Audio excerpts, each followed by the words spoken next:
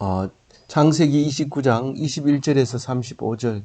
야곱이 라반에게 이르되 내 기한이 찼으니 내 아내를 내게 주소서. 내가 그에게 들어가겠나이다. 오늘 말씀은 야곱이 이제 바단 아람에서 7년간 일을 하고 이제 아내를 얻은 다음에 자녀 넷을 낳기까지 이야기입니다. 11명을 낳고 바단 아람에서 출발해서 오지만 오늘 11명 중에서 4명이 태어난 이야기를 묵상해 볼 때에 특별히 35절 말씀 하나님 여호와를 찬송합니다 하는 이름이 유다라는 이름이라는 것을 기억하고 우리는 유다가 주인공이라는 사실을 잘 알고 있습니다. 그 뜻은 하나님을 찬송하는 거다 하는 것을 기억하면 우리가 하나님을 찬송하고 있는지 반성하며 또 깨달으며 또 감사하는 오늘 묵상이 되시기 바랍니다. 야곱과 라반은 생질과 외삼촌 사이입니다. 그래서 야곱이 비록 에서를 피해서 도망은 왔지만은 그러나 공짜로 일할 수 없으니까 네가 뭘 받을래? 그랬을 때 라헬을 달라고 합니다. 사촌, 외사촌, 누이 동생 라반을 라헬을 달라고 둘째 딸을 달라고 합니다. 맨 처음에 이제 바단 아람으로 와서 처음 만난 사람이 라헬이기 때문에 우리는 그 라헬의 첫 번 본 그 뜨거운 감정을 잊을 수가 없겠죠.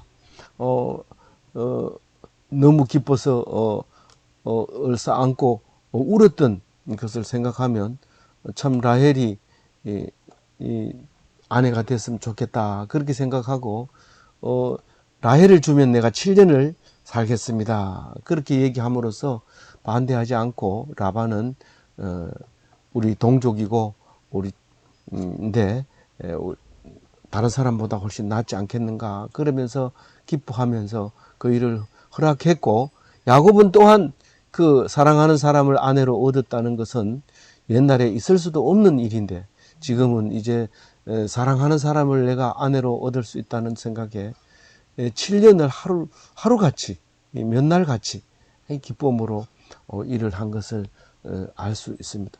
그래서 강제로 시키는 것보다 자기가 좋아하는 사람에게 주는 것이 굉장히 여러 가지 면으로 기쁘고 감사한 일이죠. 그래서 라반은 이제 7년이 됐으니까 얼마나 기쁘겠어요. 그래서 기한이 찼으니 내 아내를 내게 주소서. 이게 정혼한 거죠. 정혼. 그런 상태인데 내가 들어가겠나이다. 이러면 이제 다른 말이 아니라 이제 초례를 치르겠습니다. 이제 예를 갖춰서 아내로 맞이 드리겠습니다. 그러니까 주세요. 지금 결혼식은 중요하지 않고 이제 들어가서 자는 게 중요합니다. 이 야곱은. 그래서 내가 들어가겠습니다. 그렇게 해서 이제 내가 열심히 일했는 게 이제 대가를 받는 날. 그러니까 월급날이죠. 월급 정산하는 날인데 우리는 매월 받는다고 월급이라고 했지만 사실 옛날에는 양을 뭐 매월 어떻게 하겠어요. 그래서 보통 6개월 단위로 이제 털 깎는 거는 이제 뭐 그렇게 할지 모르지만 보통 1년이라야만 이제 임금을 받을 수 있고 근데 이거는 뭐 사람을 데리고 오는 일이기 때문에 1년 가지고는 안 되고 7년 만에 이제 정산에 들어간 거죠. 근로 계약이 이제 만료됐고 이제 서로 간에 이제 계산할 날이 오늘인데 그게 이제 아내를 맞이하는 날입니다. 이 야곱은 아마 일생일대에서 어느 날이 가장 기뻤나 하면 바로 그 7년이 찼던 그날 그리고 요구하던 날 정산하는 날 그날이 아마 가장 기쁘지 않았을까 그런 생각을 합니다. 그런 의미에서 오늘 좀 멋진 날이 됐으면 좋겠습니다. 22절에 라반이 이제 알았다 뭐 이런 얘기는 기록할 필요 없죠. 그래서 이제 온 동네 사람을 다 모았습니다. 주변 사람들 다 모아서 좋은 날에는 다 모이죠. 결국은 이제 결혼 잔치 날이 되는 거죠. 이제 오늘 저녁에 야곱을 우리가 사위로 맞아들이는 날입니다. 맛있게 드시고 축하해 주세요. 그러고는 뒤에 가가지고 레아를 치장을 합니다. 언니를 치장을 해서 이제 신방은 여기니까 잔치가 끝나면 해가 지면 이제 불을 끄게 될 텐데 그때 들어가서 이제 신방을 치르라, 초례를 치르라. 그리고 이제 방에 이제 분위기를 맞춰서 양초불도 켜주고 그 향수 그것도 이렇게 뿌려주고 이렇게 침대에는 이렇게 보이는 이게 반투명한 천으로 이렇게 치주고 그리고 이제 밖에는 사람이 방해하지 않도록 이렇게 하고 들어가도록 그렇게 잔치를 이제 멋있게 차려준 거죠. 그런데 이제 라헬이 들어올 줄 알고 있었는데 야곱이 이 레아를 그냥 신부를 맞아쳤는데 이 너무 기분이 좋아서 이 첫날 밤에 이게 술을 먹었는지 뭐 너무 화장을 해놓은 누군지 몰라서 그랬는지 그냥 자버린 거예요. 그 뭐 너무 좋아가 뭐 제정신이 아니죠. 뭐 그때는 뭐가 뭔지 뭐 얼떨떨한데 뭐 온갖 뭐 치장을 해서 드릉드릉 달아가지고 오는데 눈만 두 개만 이렇게 보이는데 어떻게 알아요? 그 뭐 불 끄라 이러면 불 꺼가지고 그냥 자고 아침에 일어나 보니까 이게 아닌 거예요. 그래서 24절에 이제 그 라반이 또 그의 여종 실바를 그의 딸 레아에게 시녀로 주었더라. 이거는 시녀로 주었더라. 이 얘기는 상당히 긴 시간 동안 했는 이야기 역사를 중간에 다 집어연 거예요. 우리가 이야기하면 이것까지는 얘기할 필요 없어요. 아직도 할 얘기가 많은데 뭐 시녀 얘기까지 탁 가운데 딱 엿부르면 이거는 시간이 많이 지나갔다는 얘기예요. 그 다른 말로 얘기하면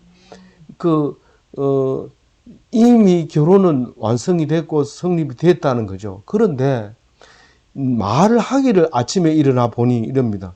뭐 그 밤새도록 뭐 실바를 딸려주고 뭐 그거하고는 뭐 상관없는 말인데 하여튼 성경은 어차피 3차원 이상의 이야기를 해야 되기 때문에 이렇게 넣어놓은 겁니다. 그래서 소설처럼 읽어보려 하면 답답하고 뭐 앞뒤가 안 맞고 이런데 그래서 아침에 일어나서 얘기한 게 아니라 어쩌면 며칠이 지난 뒤에 얘기했을 수도 있고 나중에 생각이 나서 그렇게 얘기했을 수도 있어요. 어쨌든 예를 들면 벌써 눈치를 잔치 치는 날에 벌써 알았을 수도 있어요. 그래서 잔치 전날에 라헬을 만나가지고 오늘 저녁에 만나자 알았지 이러고 깜빡깜빡 해야 되는데 라반은 이미 라헬을 격리시키고 따로 모아가지고 못 만나게 했고 그리고 왔다 갔다 하는 거 보니까 레아를 치장시키는 그 모습도 봤을 거란 말이에요. 그러면 어느 정도는 알 수 있을 텐데 이렇게 얘기하는 것은 그는 오늘 말씀을 이어가고 가기 위한 그 순서죠. 3차원의 말씀을 하고 있는 거죠. 그래서 그 외삼촌 날 속였습니다. 그렇게 얘기합니다. 왜 라헬을 위해서 이랬는데 레아를 줍니까? 난 정말 이럴 줄 몰랐습니다. 섭섭합니다.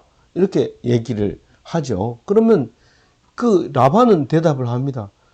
이건 우리가 어떻게 언니를 놔두고 동생을 시집 보낼 수 있느냐. 순서대로 보낸다.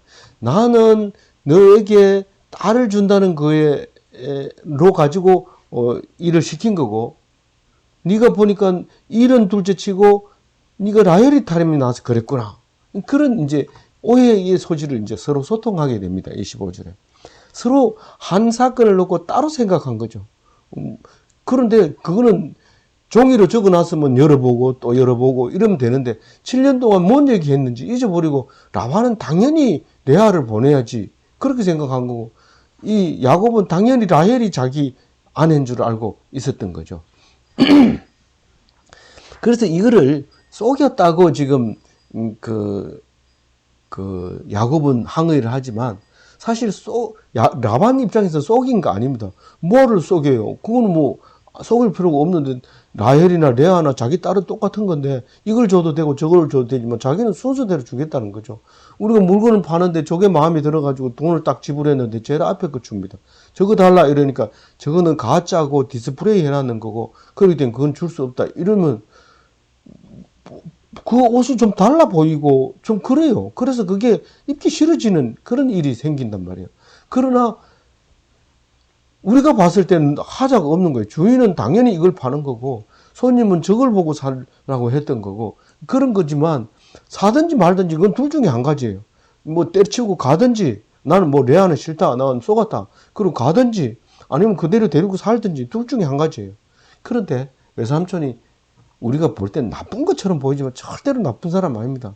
난 네 좋아하는 거 줄게. 그 대신에 3년, 7년 더 살아라. 그런 얘기를 합니다. 그럼 뭐 싫다 그러면 가면 되는 거고 좋다 하면 하면 되는 거지. 누가 좋다, 나쁘다, 속였다 뭐 이렇게 할 필요 없어요. 우리가 지금 이 시대에 와가지고 얘기해 보면 네가 제대로 근로 계약서를 안 읽어보고 뭐 그래서 해서 그런 거지.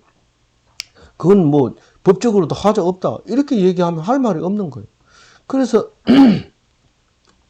뭐 이 누구요? 야곱은 수락을 합니다. 뭐 때문에? 누구 때문에? 라헬 때문에 수락을 합니다. 그래서 주기는 주는데 한꺼번에 셋이 둘을 줄 수 없잖아. 그러니까 순서대로 일단 레아를 결혼식을 해라. 그래서 7일 동안 이게 초례거든. 아무도 방해를 못하는 7일을 딱 이렇게 가둬놓고 둘이 이제 살게 지내게 하는 그 기간이 지난 뒤에 이제 라헬도 줄 테니까 이제 살아라. 그럼 이거 뭐 결혼식 안 해도 돼요. 왜냐하면 그 라헬 그 자체가 좋기 때문에. 그래서 그냥 뭐 삽니다. 그냥 결혼식 얘기는 하지도 않고 그냥 뭐 초례 얘기도 필요 없고 뭐 그냥 이렇게 살게 됩니다. 그래서 7년을 삽니다. 근데 7년 사고 나면 14년이 지나잖아요. 14년이 지나면 이제 어떻게 해야 될 것 같아요? 데리고 이제 떠나야 되겠죠. 그런데 가겠다니까 지금 네가 가가지고 아들 굶길 일이 있나?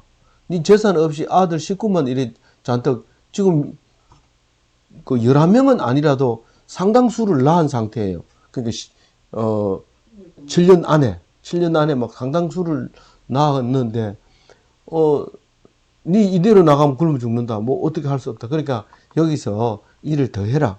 더 하면 네가 뭐 어떻게 이제 임금을 책정할지 네가 정해라. 야곱 네가 정해라. 그러면 내가 네가 돈을 여서 재산을 벌어 가지고 네가 나가는 게 좋지 않겠나. 그래서 생각해 보니까 그래 지금 나가 가지고 굶겨 죽을 일도 없고 그래서 이제 얘기를 합니다. 그러면 이제부터 내가 재산을 챙기게 위해서 이제 양떼를 주세요. 그런데 양떼를 뭐 일 많이 했는 만큼 주고 이렇게 하지 말고 이게 얼룩이 있는 이런 양떼들은 값이 상당히 쌉니다. 그거는 굉장히 싸기 때문에 이거를 그냥 주세요.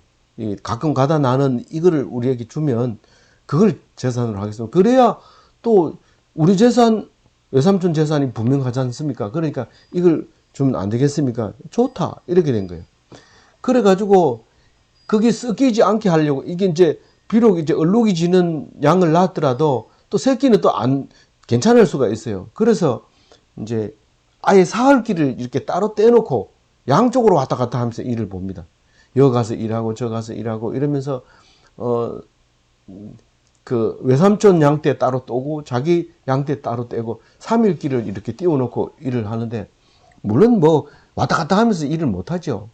그러면서 이제 그 새끼를 낳으면 또 자기 거는 자기가 챙기고 또 멀쩡하면 또 그 집 거 챙겨주고 이렇게 하면서 이제 대장 역할을 하면서 이렇게 했죠. 뭐 77세 그 지금 7년 지났으니까 84세 또 7년이 지나면 이제 91살 좀 됐는데도 그렇게 이제 양쪽으로 91살이 돼서 양쪽으로 나눠서 이제 총 책임지고 양떼를 섬겼어요. 몇 년을요?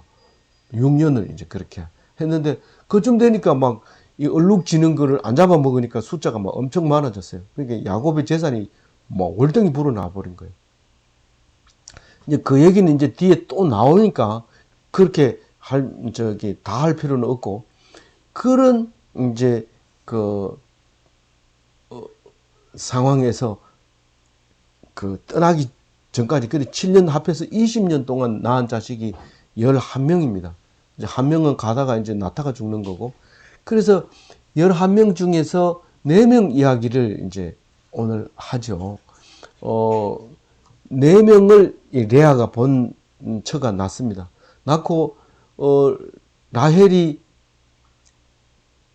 아기가 없으니까 종을 들여보내서 낳았는데 그 종 이름 뭡니까? 라헬의 종. 모르겠어요. 누군지? 빌하. 예? 예? 빌하예요? 라헬의 종이 아기를 낳아야 되잖아요. 라헬의 종이 빌하 맞나요?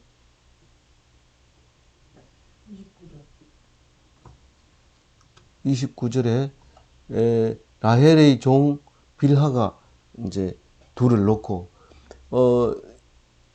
종이 넣는 걸 보고는 레아가 자기 종을 또 주죠. 자기 종 이름이 뭐죠? 실바. 실바가 아기 둘을 넣습니다. 그럼 8명 됐잖아요. 그런데 8명 놓고 나니까 갑자기 또 레아가 느지막하게 아기 둘을 또 낳아요. 그래서 레아가 6명을 낳고 종이 이제 4명을 낳고 이제 라헬이 그만 마지막 판에 가가지고 애를 하나 딱 낳는데 그게 요셉이죠. 그 색동옷을 입혀서 그 사랑하는 딸 아내가 아기를 낳으니까 얼마나 좋아요. 그래서 색동옷을 입혀서 키우는데 또 동생까지 가져요. 출발했는데 가져가지고 오다가 나타가고만 죽어버려요. 라헬이. 근데 여기서 얘기하고 싶은 것은 이 라헬은 너무 이쁘기 때문에 맨날 저녁에 들어가 자도 아기가 없고 레아는 갔다가 오기만 하면 아기를 낳습니다. 원래 옛날부터 금실이 좋으면 자식이 없다고 했잖아요. 이 성경 그대로 그 얘기하고 있는 거예요. 그래서 이 28절에 보면 28절이 아니고 지금 어디에 들어가야 돼요? 31절에 가야 되죠. 왜 웃으세요? 여호와께서 레아가 사랑을 받지 못함을 보고 그의 태를 여셨으니 라헬은 자녀가 없었더라. 그래서 자녀가 옛날부터 그랬어요. 이게 그렇게 사랑을 못 받으면 자식이 많이 생기는데 그래서 처음에 이제 레아가 아기를 낳았는데 이름을 르우벤이라고 줬어요.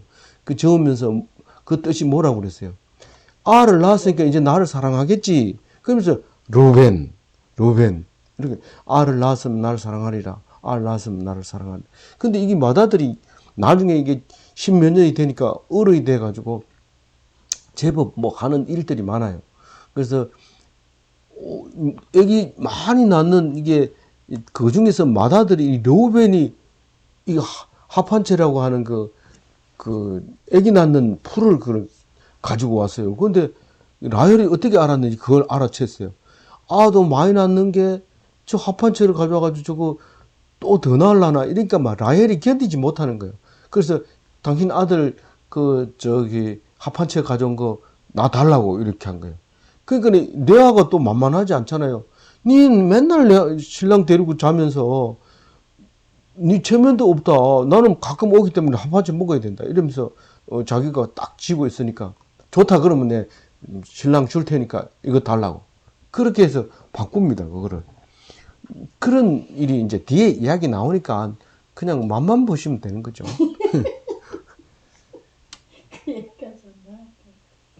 근데 이게 그 맏아들 르우벤은 나중에 빌하가 누구죠? 빌하? 누구의 첩이죠? 라헬의 첩이 또 예뻤던 것 같아요. 그래서 그 간통하는 바람에 장자의 권을 뺏깁니다. 뺏기고 요셉을 나중에 그 이집트에 팔 때 요셉을 죽여버리자 이럴 때 르우벤이 야 죽여서 뭔 이익이 있겠느냐 우리 팔자 이렇게 했던 이렇게 맏아들 이름 뭐라고요? 르우벤이었어요. 그리고 나중에 이제 이게 그 망령을 좀 떠는 말을 합니다. 베냐민을 데리고 오라고 요셉이 이집트에서 얘기합니다. 자기 동생을 데리고 와라. 그래가지고 이게 베냐민이 와서 주자고 이러니까 아버지가 난리 나죠. 야곱이. 내가 이것 때문에 요셉을 잃어버리고 이것 때문에 살고 있는데 이거를 또 끌고 가면 나는 죽는다 막 이러니까 큰 소리로 막 얘기합니다. 내 아들 만약에 베냐민이 무슨 일이 있으면 내 아들 둘 다 죽여버리세요. 이렇게 얘기하는 거예요. 망령을 뜬 거죠. 그래서 이게 르우벤이 이 이야기는 맏아들로서의 모습을 보여주고 있습니다. 33절에 둘째 아들 이름 뭐예요? 시므온은 무슨 뜻이에요? 나는 사랑을 못 받았지만 아이를 하나 더 주니까 사랑 대신에 시므온을 줬다. 그래서 시므온은 역사적으로 그렇게 중요한 역할을 안 해요. 다만 요셉이 너희들 베냐민 데리고 와. 안 데리고 뭐 안 되니까 이 시므온을 대신로 그 인질로 잡아두었어요. 그런 일이 있는데 우리가 서양이나 사람들을 이렇게 이름 보면은 시므온이 많습니다. 시므온 그대는 가을을 아는가 뭐 이런 이 시므온이 많은데 일반적인 이름이 시므온이 아주 평가를 안 받고 조용하게 살아가는 사람의 대표 명사가 됐어요. 근데 셋째 아들 이름 뭐예요? 레위. 이게 레위는 무슨 뜻이에요? 레위를 딱 낳고 이제 남편이 나한테 잡혔다. 이제 다른 사람이 많이 낳았다 하더라도 이 레위가 나를 아무도 안 낳았으니까 자기가 이제 남편을 사로잡았다. 이런 뜻으로 레위라고 했어요. 근데 이 레위가 이집트에 사는 동안에 레위는 아주 중요한 역할을 합니다. 왜냐하면 모세 때문에 그렇죠. 레위의 이제 자손이 모세인데 이 아브라함이 너희들은 3대로 이집트에 가가지고 400년 동안 종살이 하다 나올 것이다 할 때 3대를 유다 지파에서는 찾기가 어려워요. 뭐 이름은 있지만 그거를 대기수로 따지기 어려워. 그런데 모세가 이집트에서 이스라엘 백성을 끌고 나오면서 모세가 누구냐? 그러니까 이집트로 들어간 야곱의 3대 후손이다. 그렇게 얘기함으로써 3대 동안 400년 동안 이스라엘에서 종로로 됐구나. 그거를 말하는 잣대가 된 거죠. 잣대가 뭐냐? 그게 이제 모세의 조상 레위다. 그렇게 얘기를 합니다. 그 레위의 아들이 고핫이고 고핫의 아들이 아므람이고 아므람의 아들이 아론인데 왜 모세를 안 쓰고 아론을 썼느냐면 모세가 자기 형 아론에게 제사장 직분을 이제 물려주게 돼서 나중에 영원히 이 아론의 자손들이 제사장이 됩니다. 그 아론 계열의 제사장이 됩니다. 그런데 예수님이 제사장으로 오면서 레위 계통의 제사장이 아니라 샬롬 왕의 제사장으로 왔다. 그 얘기를 함으로써 그 제사장의 높은 직위를 이제 예수님이 가지고 오셨다. 그 얘기를 합니다. 그러니까 다른 말로 얘기해서 레위의 후손 아론의 제사장들은 예수님의 예표로 모습을 가지게 되는 것이죠. 그리고 넷째 아들 이름이 뭐라고요? 유다. 무슨 뜻이라고요? 이제는 여호와를 찬송하게. 예. 여호와를 찬송한다. 무슨 뜻이에요? 이제는 남편이 없어도 좋다. 이제 남편 사랑은 못 받았지만 하나님이 나를 사랑하신다. 그러므로 내가 하나님을 찬송한다. 그런 말이에요. 그래서 유다 이러지 말고 하나님을 찬송, 하나님 찬송 이렇게 불러야 돼요. 원래 우리 이름으로 부르려면 유다는 히브리인 이름이고 우리 이름은 여호와 찬송, 하나님 찬송 그게 유다예요. 그래서 오늘 유다 같은 여호와를 찬송하는 그런 하루가 되시기 바랍니다. 그래서 이 유다는 특별히 예수의 족보죠. 아브라함의 아들, 이삭의 아들, 야곱의 아들, 유다의 아들, 다윗의 아들, 예수의 아들 우리 전중함 이렇게 이제 계보를 이어오게 됩니다. 그런데 이 족보를 보면 멋있어야 될 텐데 그 유다의 아들 며느리의 다말이 낳은 베레스라는 쌍둥이의 베레스가 이제 쭉 내려와서 예수님의 족보가 되죠. 그런데 이 요셉을 팔려고 할 때 이 죽이지 말자 한 것도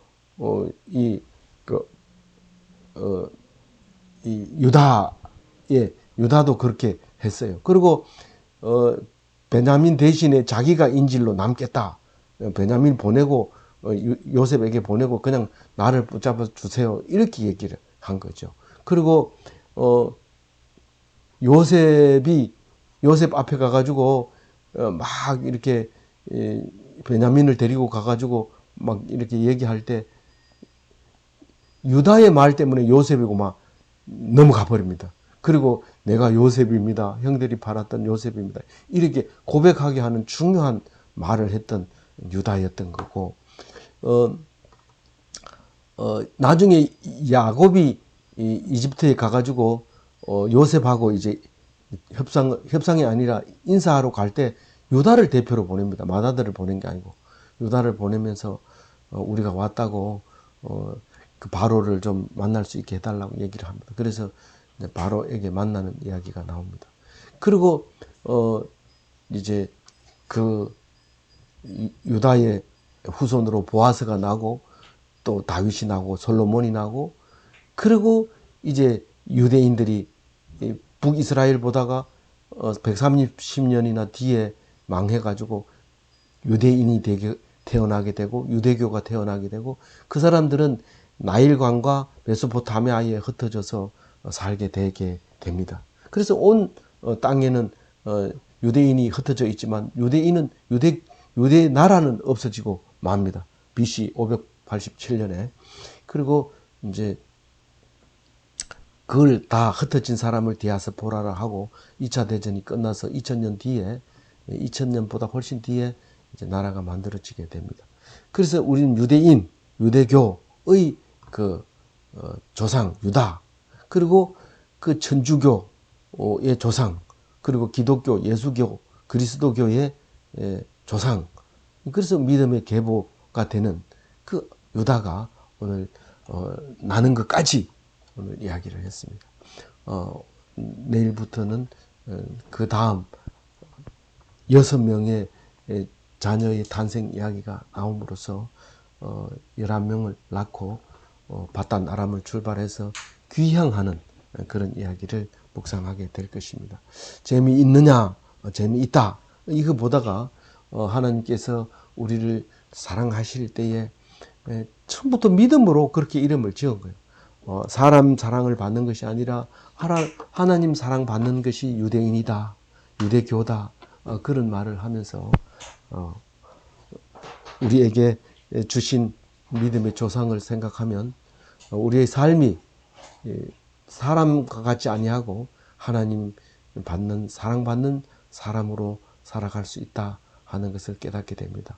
오늘 하루 그렇게 사시기 바랍니다.